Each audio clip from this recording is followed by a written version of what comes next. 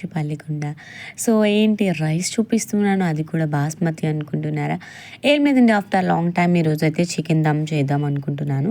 ఇంకా 1 KG basmati rice అయితే తీసుకొని నేను క్వాంటిటీ అయితే కరెక్ట్గా తీసుకున్నాను. ఇంకా 2 టైమ్స్ అయితే వాష్ చేసేసుకొని ఇంకా ఫ్రెష్ వాటర్ అయితే పట్టేసి ఒక పక్కన పెట్టేసుకున్నాను.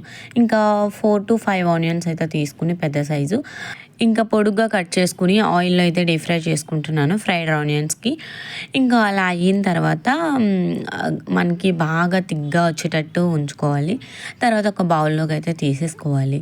ఇంకా అదంతా అయిన తర్వాత నేను 1.5 కేజీ చికెన్ అయితే తీసుకున్నాను. 1 కేజీకి పీసెస్ ఎక్కువ ఉంటే ఫస్ట్ అయితే చికెన్ పసుపు ఉప్పు వేసుకుని వాష్ చేసేసుకున్నాను. తర్వాత చెక్క, ఇలాచి అండ్ అలానే లవంగి, మిరియాలు, 2 tablespoons ginger garlic paste, 1 tablespoon garam masala, 1 tablespoon chicken masala, 1 tablespoon salt, 1 tablespoon మిరియాల powder and 1 tablespoons biryani powder. ఇంకా అలా వేసేసుకున్న తర్వాత టేస్టింగ్ సాల్ట్ కూడా యాడ్ చేసి 2 టేబుల్ స్పూన్స్ కారం కూడా యాడ్ చేశాను స్పైసీనెస్ని బట్టి. ఇంకా చిల్లీస్ కూడా నేను అయితే 10 to 15 చిల్లీస్ అయితే తీసుకున్నాను. ఒక లెమన్ మొత్తం అయితే 1 టేబుల్ స్పూన్ అయితే వస్తుంది. సో ఒక లెమన్ అండ్ అలానే 3 స్పూన్స్ కర్డ్ కూడా యాడ్ చేశాను. ఇంకా కలర్ కోసం అయితే నేను ఫుడ్ కలర్ అయితే యాడ్ చేశాను. సో ఇష్టం లేని వాళ్ళు అయితే అవాయిడ్ చేయొచ్చు. సో వెల్ మిక్స్గా కలిపేసుకోవాలి. ఇంకా తర్వాత ఒక బౌల్లో అయితే వాటర్ పెట్టుకుని 2 ఇలాచీలు, ఒక 6 నుంచి 8 వరకు మిరియాలు అయితే వేసాను. ఇంకా తర్వాత లవంగి మొగ్గలు కూడా ఒక 3 వేసాను. తర్వాత చెక్క కూడా ఒక 3 వేసాను.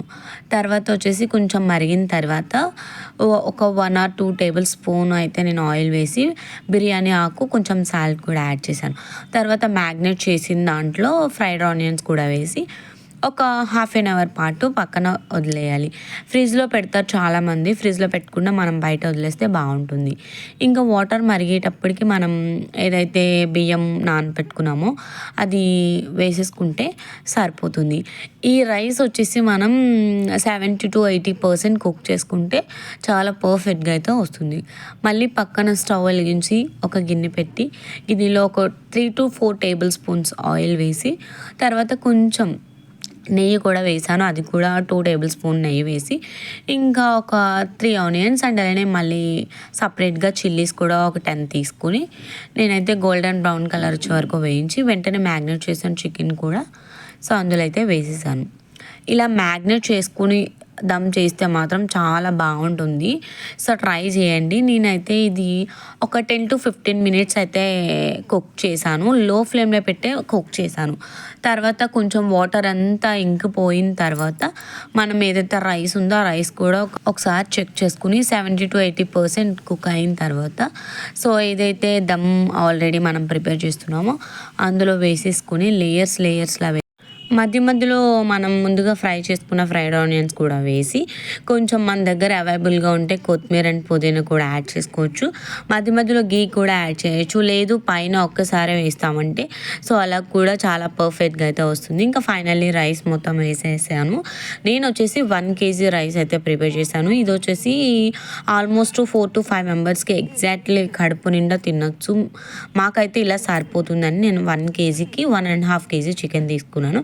ఇంకా కొంచెం ఫుడ్ కలర్ అయితే వాటర్లో కలిపి వేసేసి తర్వాత పైన నెయ్యి కూడా వేసి ఫ్రైడ్ ఆనియన్స్ కూడా వేసాను. 10 to 15 మినిట్స్ అయితే లో ఫ్లేమ్లో పెట్టి కుక్ చేశాను. మంచి స్మెల్ వస్తుంది నిజంగా వీధి చివరి వరకు కూడా.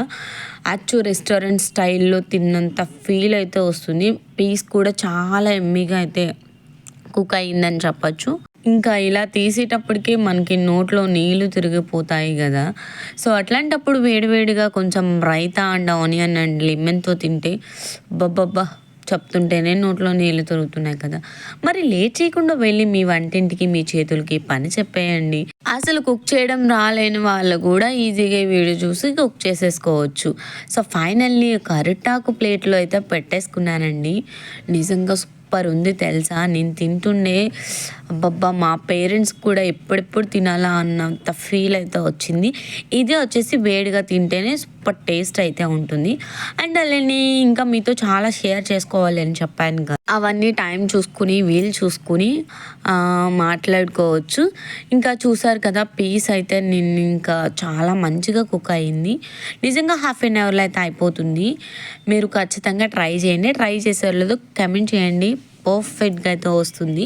సో ఇంకా ఇలాంటి మంచి మంచి వీడియోస్ కోసం, మంచి మంచి రెసిపీస్ కోసం లైక్ చేసి, షేర్ చేసి, సబ్స్క్రైబ్ చేసి, కమెంట్ చేసేయండి. మన ఛానల్ని ఎవరైనా కొత్తగా చూస్తే మాత్రం అస్సలు వదలకండి. మీ ఫ్యామిలీ మెంబర్స్ అండ్ ఫ్రెండ్స్కి షేర్ చేయండి. ఇంకా మంచి మంచి రెసిపీతో మళ్ళీ కలుద్దాము. Thanks for watching my channel. Bye. నేనైతే చాలా ఎంజాయ్ చేస్తూ తింటున్నాను. మీకు కూడా కావాలితే ఖచ్చితంగా లైక్ చేస్తే మీ వరకు అయితే నేను సెండ్ చేస్తాను. చూసుకోండి, మరి ఆలోచించండి.